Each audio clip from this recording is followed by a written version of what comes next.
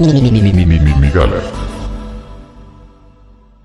¿Qué sistemas económicos hemos probado? Por eso era como hacer una recopilación acerca de estas pequeñas utopías que teníamos. Primero Ya hay una muy buena. Hay varias, pero... o sea, por ejemplo, están los estados autodeterminados, el regreso al Edén, las dictaduras como teológicas, las las retrotopías, monarquías, que es como ahí Italia, ¿no? Regresemos al Imperio Romano. Sí, eso está... Que era más o lo que quería hacer Hitler también, ¿no? Como Eso es básicamente Mussolini, el fascismo. Sí, también el pueblo originario, ¿no? Sí. Pero era el gran sueño de todas las naciones durante la Segunda Guerra Mundial, la autodeterminación de los pueblos que surgía a partir de la autosuficiencia. Cuando Hitler habla de Lebensraum, habla de espacio para vivir, porque Alemania no tenía suficientes tierras para cultivar su propia comida. Entonces, si quieres alejarte de todo este sistema global que te está oprimiendo a partir de de reparaciones punitivas que no te dejan ni siquiera crecer como nación, entonces necesitas conquistar tierra, pero para conquistar tierra necesitas poder, necesitas ejército. Y es lo mismo que hizo Japón. Cuando Japón estaba invadiendo Manchuria, lo que ellos querían eran los recursos que no tenían. Y no están locos. Cuando le declararon la guerra a Estados Unidos, no es porque se sintieran la mejor nación del mundo, es porque Estados Unidos les estaba cortando el acceso al petróleo que necesitaban para seguir operando la maquinaria de guerra, que era lo único que mantenía viva su nación y su economía. Después de la Segunda Guerra Mundial nos dimos cuenta de que qué tal si en lugar de pelearnos por tener cada quien más tierras y más recursos, los intercambiamos y sale el libre mercado que... Ese es el gran problema de las utopías, ¿no? Que en el momento en el que dices, este es el gran error, esto es lo que tenemos que... entrar una modificación, con hacemos esta consecuencias maravillosas. Es que se parece mucho a un libro de autoayuda. En un libro de autoayuda te repiten todo el maldito libro tu problema es una cosa u otra. Este es tu único problema, arréglalo y todo va a ser perfecto, pero en el momento en el que lo arreglas surgen otras consecuencias que no tenías planeado. Y las consecuencias que surgieron es que la gente que se dedicaba a sembrar maíz aquí en México se encontró con que en el Soriana el maíz que venía de los Estados Unidos, de un pueblo que tenía el suficiente dinero para subsidiar a sus granjeros, ahora era mucho más barato, y ahora la gente de aquí se quedó sin trabajo y los únicos trabajos que tenían eran de maquiladora, que pagaban mal, malas condiciones, etc. Ahí regresamos como a la pregunta inicial del anarquismo. Entonces si no tenemos una utopía moral, ética, estética, ni siquiera de ningún tipo, ¿cómo vamos a llegar a esa utopía económica? Es que allí esto de generar nuevos modelos económicos es como beber lava. Puedes hacerlo, pero solo una vez. Bueno, aquí puedes hacerlo más veces, pero cuesta muchas vidas. O sea, hemos estado de hecho durante los últimos no sé cuántos años, realmente muchísimos si nos ponemos un poquito liberales con nuestras definiciones, intentando generar el mundo mejor. Por ejemplo, ahí está Pol Pot en Camboya. Él intentó regresar su sociedad a lo que denominaba el año cero, ¿no? Este tipo Edén. Ahí está Chandingra, que es una ciudad construida básicamente por pura ingeniería social, con las ideas de un señor llamado Le Corbusier. Sí, así, bueno, o Le Corbusier, pues. En fin. O Brasilia, son ciudades a las que puedes ir hoy día y se construyeron bajo la intención de que si tú ponías ciertos sistemas iba a funcionar de cierto modo, y al final lo que terminó pasando es que se desbordaron, o mucha gente murió, o al final la misma gente las despobló porque no servían para lo que en teoría iban a funcionar, pero como esa teoría no puede ser llevada a la realidad, no. Ahí sí tenemos un problema de aplicación de la teoría eminente. Había una cuestión interesante que quería plantear, que es como, por ejemplo, aquí en México tenemos una ciudad universitaria que está construida de una manera supuestamente utópica, donde tenemos una rectoría que es quien toma las decisiones. A la izquierda de la rectoría tenemos una facultad de filosofía y letras. Entonces, ¿qué te están diciendo? Que para tomar las decisiones necesitas el conocimiento ético y filosófico y artístico para poderlo expresar. Y después, al lado de esa facultad tenemos una facultad de Derecho. Al lado de la facultad de Derecho hay una facultad de Medicina. Al lado de la facultad de Medicina está una facultad de Veterinario, de Odontología, que se pegaron después, pero ahí están. Al lado hay una facultad de Ciencias. Al lado de la facultad de Ciencias está una facultad de Arquitectura. Entonces, en ese orden, supuestamente se construyó así esa ciudad universitaria, porque en ese orden tenía que formarse el individuo para poderse determinar de una manera correcta. O sea, si realmente no conoces como de filosofía, ¿cómo vas a crear derecho? ¿Cómo vas a crear un derecho o cómo vas a regir a los demás con un derecho que no comprende bien las circunstancias históricas? Porque filosofía es entender historia, filosofía es entender como las condiciones necesarias para el civismo, y ya después ya pones un estado fáctico que va a determinar con un reglamento qué cosas puedes y qué cosas no puedes hacer. ¿Cómo se pueden construir leyes si tus diputados están durmiéndose? O sea, tú, Hobbit, que ahora has estado como muy involucrado, siguiendo las cuestiones como cotidianas de de lo que sucede en la Cámara de Representantes de México, ¿qué has visto de estas personas que toman esas determinaciones?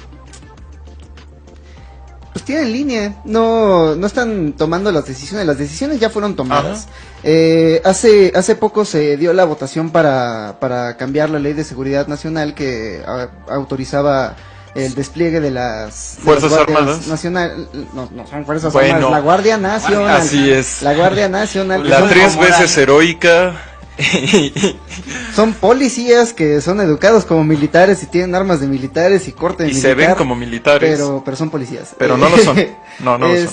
Y lo que se dieron cuenta de inmediato los diputados de la oposición es que pues, están en minoría y la mayoría va a aplastar, y muchos diputados simplemente se pararon a la tribuna a decir, pues yo sé que ustedes no van a tomar en cuenta lo que yo diga, yo sé que no van a aceptar las reservas a la ley, así que nada más vine aquí a decirles que chinguen a su madre. Y eso Viejo, eso es México. Y eso es todo lo que decían, pero antes había un parlamento, y como había parlamento y como no había una mayoría absoluta, tenías que hacer concesiones, y las voces de todos, en teoría, eran escuchadas.